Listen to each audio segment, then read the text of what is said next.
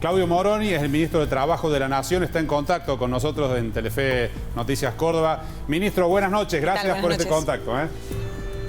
¿Qué tal? ¿Cómo les va? ¿Bien? Muy bien. Bueno, paso a paso, a medida que avanza la cuarentena y la parálisis que esto ha implicado, se conocen datos como esto de la cantidad de gente que ha sufrido reducción de sus salarios, pérdida de puestos de trabajo. ¿Cuál es la evaluación que hacen hasta ahora ustedes de esto?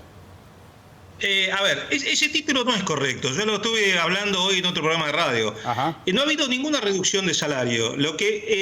Ningún trabajador que está trabajando hemos homologado alguna reducción de salario. Lo que sucede es que hay empresas que están cerradas, que hace tiempo que no están trabajando, han aplicado mecanismos de suspensión previstos en la ley de contrato de trabajo, que es el 223 bis, y lo que han negociado en ese marco de esa suspensión es una compensación remuneratoria, de modo tal que aunque no esté trabajando la empresa está cerrada, los trabajadores cobran una parte muy importante de su salario. Así que el título de que hubo reducciones salariales es equivocado, no estamos hablando de salario, estamos hablando de empresas que están cerradas, que no están trabajando y que han decidido, pese a esta situación, de pagar una compensación salarial muy cercana al salario neto que perciben los trabajadores. Es decir, son convenios entre empleador y empleado de determinar un monto.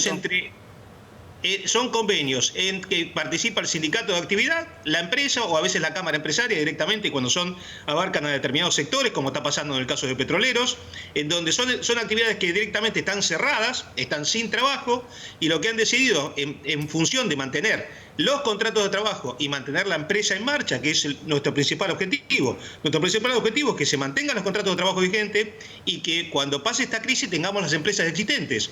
Entonces, en ese marco es que las empresas celebran, pese a no estar trabajando, estar con las persianas bajas, celebran acuerdos y pagan compensaciones salariales muy cercanas a un porcentaje muy importante del salario neto que percibe el trabajador. Así que eso de que hubo 300.000 rebajas salariales, hoy fue un exceso de título de alguien. Bueno, pero siguen siendo rebajas salariales, digamos, ¿no? O sea, no cobran el 100% de salario a raíz de que las empresas están cerradas o con la actividad muy reducida, ¿verdad?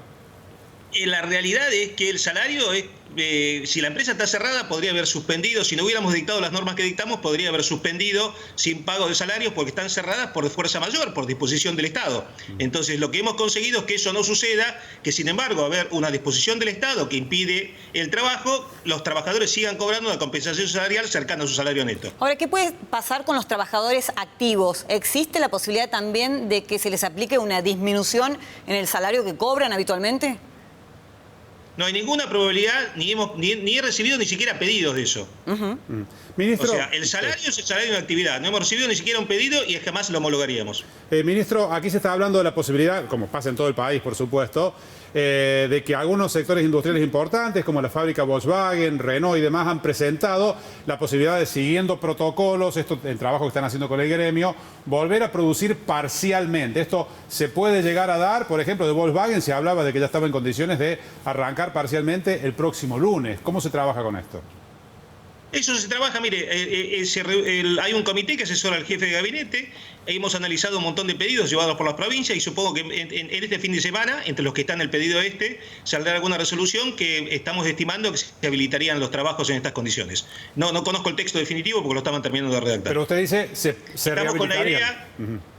Estamos con la idea de que frente a los pedidos que realicen los gobernadores y la presentación de protocolos específicos, conozco el caso del protocolo de Volkswagen porque lo presentaron también en el Ministerio de Trabajo, que está muy bien hecho.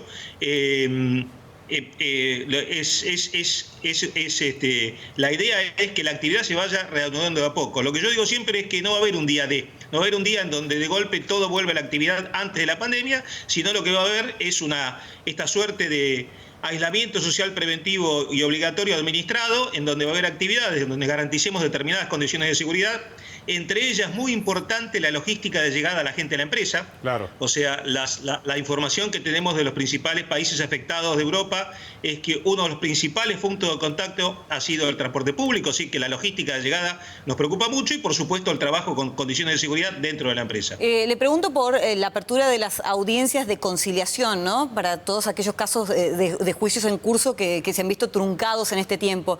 Ahora existe la posibilidad de acercarse y terminar de arreglar hasta extrajudicialmente. ¿Existe ya esa posibilidad?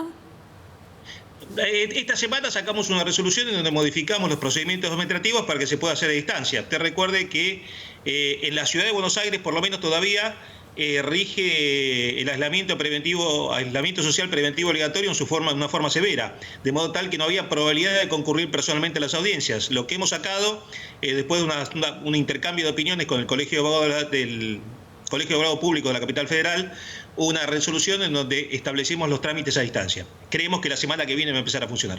Lo último, ministro, la gente que quedó sin poder acceder a estos 10.000 pesos del ingreso familiar extraordinario que se había creado y que tenía que corregir lo que había declarado o algunos cambios que había habido en la declaración. ¿Está definido eso, que va a haber una ampliación, como se ha dicho, y está en curso, digamos, la posibilidad de corregir esto? Porque hay muchas consultas de la gente que no ha podido cobrarlo esto todavía.